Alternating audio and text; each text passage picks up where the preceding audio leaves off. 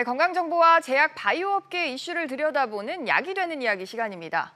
오늘은 보톡스로 알려진 주름 개선 치료제 균주 출처를 두고 소송전을 벌이고 있는 두 기업이죠. 메디톡스와 대웅제약에 대해서 이야기 나눠보겠습니다. 김성훈 기자 나와 있습니다. 김 기자, 우선 이번 주 가장 핫한 제약사 이슈라고 하면 이걸 것 같은데 두 제약사 사이에 어떤 일이 좀 있었습니까? 네, 메디톡스가 지난해 대웅제약이 자신들의 균주를 훔쳤다며 미국 국제무역위원회 ITC에 대웅제약을 제소했는데요. 어제 그 첫 판결이 나왔습니다. 네. ITC는 대웅제약이 메디톡스의 영업비밀을 도용했다면서 메디톡스의 손을 들어줬습니다. 판결에 두 제약사의 주가는 엇갈렸는데요. 메디톡스 주가는 어제 상한가를 기록한 데 이어 오늘도 10%에서 20% 사이에 오르고 있는 반면에 어제 17% 급락한 대웅제약의 주가는 오늘도 하락세를 나타내고 있습니다.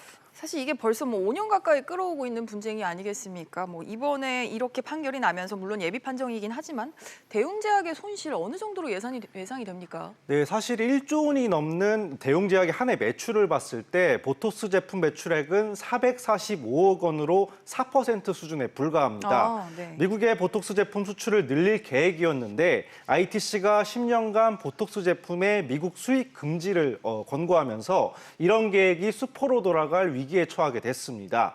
또 대웅제약이 올해 1분기에만 소송비로 100억 원을 넘게 썼는데 적어도 11월까지 소송전을 이어간다면 지난해 영업이익인 400억 원만큼이 들게 됩니다.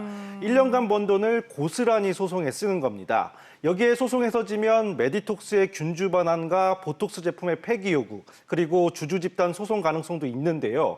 이렇게 되면 손해배상 규모는 눈덩이처럼 불어날 수도 있습니다. 확실히 여파가 크네요. 네, 그렇습니다. 대웅제약은 11월 본 판결에서 결과를 뒤집겠다는 입장입니다. 명백한 오판으로 판단되며 철저한 진실규명을 통해 최종 결정에서 반드시 승소할 것입니다. 사실 요즘 미용뿐만 아니라 치료용, 의료용으로 보톡스 맞으시는 분들도 많아서 이 이슈 관심 많으실 텐데 이번 판결이 국내 보톡스 시장에 미치는 영향은 어떻게 될까요? 네, 전 세계 보톡스 시장은 약 7조 원, 국내 시장은 약 1,500억 원 규모로 추산되고 있는데요. 국내 시장은 사실상 휴젤과 메디톡스가 양분하고 있습니다. 메디톡스는 균주 출처 분쟁이 불거진 2016년부터 휴젤의 점유율 1위 자리를 내줬는데요. 이번 판결에서 승기를 잡은 메디톡스가 신제품 판매에 주력하면서 1위 경쟁이 다시 불붙을 것으로 보입니다. 이에 비해 대웅제약은 1분기 매출액이 15억 원으로 상대적으로 적다 보니까 설령 대웅제약의 제품이 생산 중단되더라도 보톡스 가격이 급등하는 등의 시장 변동은 크지 않을 것으로 보입니다. 네, 알겠습니다. 김 기자 잘 들었습니다.